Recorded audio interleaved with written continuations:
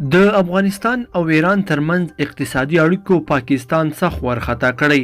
دا چې پاکستان څنګه تاوان کړی ده تازه یې څه ویلي دي کومه اندېښنه یې ښودلې ده دلته یې له موږ سره په دې ویډیو کې وګورئ درنو لیدونکو السلام علیکم وخت مو بخیر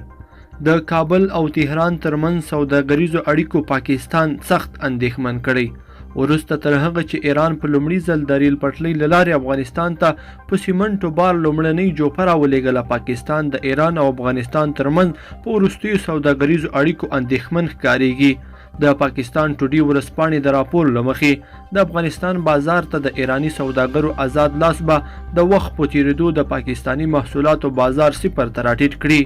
راپور وایي د پاکستان حکومت ناسم تجارتي مدیریت د دې باعث شوی دی چې ایران له دې خلا ګټه پورته کړي او د افغانستان بازار ته آزاد لاسرسی ولري